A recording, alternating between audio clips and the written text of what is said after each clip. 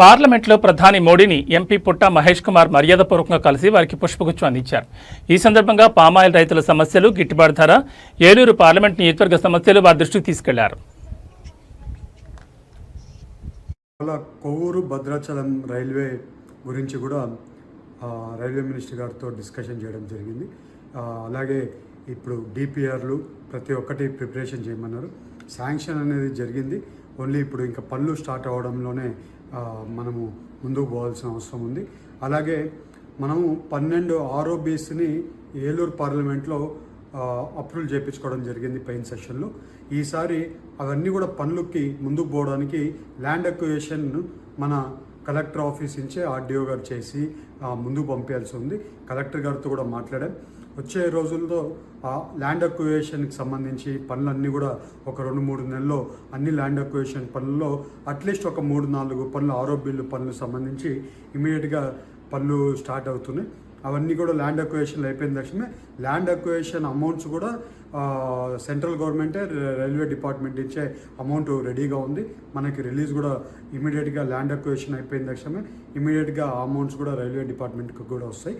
టోటల్గా ఇప్పటివరకు మన ఏలూరు పార్లమెంట్లో 12 ఆర్ఓబీలు శాంక్షన్ అయినాయి.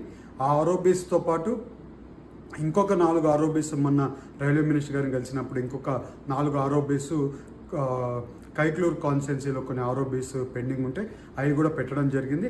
వచ్చే రోజుల్లో అవి కూడా ఫాలోఅప్ చేసి అవి కూడా తొందరగా పనుల్లోకి తీసుకొని రావడానికి ప్రయత్నం చేస్తాం.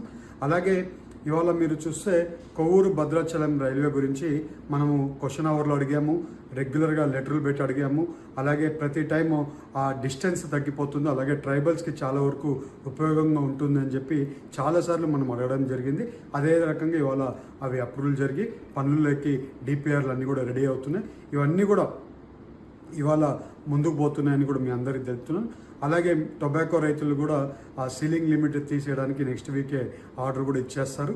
అలాగే పామ్ ఆయిల్ రైతులకు సంబంధించి పోయినసారి కూడా నేను వీడియోలో చెప్పాను. పామ్ ఆయిల్ రైతులకు కూడా మనకి ఫిక్స్డ్ రేటు రావేట్లు ప్రయత్నం చేస్తాం. ప్రైమ్ మినిస్టర్ గారిని అందరు ఎంపీలు కలుస్తాం. ఆ కలిసినప్పుడు మేము కూడా మా రిప్రజెంటేషన్ ప్రైమ్ మినిస్టర్ గారికి కూడా వేయడం జరుగుతుంది.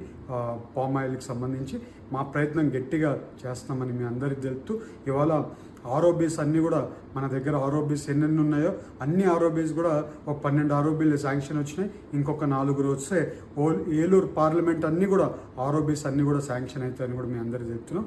అలాగే రింగ్ రోడ్ది కూడా మనం అడగడం జరిగింది. ఇంకా కొన్ని క్యాబినెట్లో అప్రూవల్ రావాల్సింది, అది కూడా ఫాలోఅప్ చేస్తామని కూడా మీ అందరికీ చెప్తున్నాం.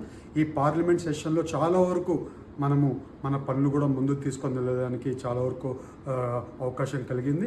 అలాగే పార్లమెంట్లో ఈసారి ఎక్కువ వాయిదాలు ఉండడం వల్ల ఎక్కువ మనకు మాట్లాడడానికి అవకాశం రాలేదు. ఇంకొక వారము ఇంకా పార్లమెంట్ జరిగేది ఉంది. జరిగేటప్పుడు ఇంకా కొన్ని మన సమస్యలు ఉన్నాయి.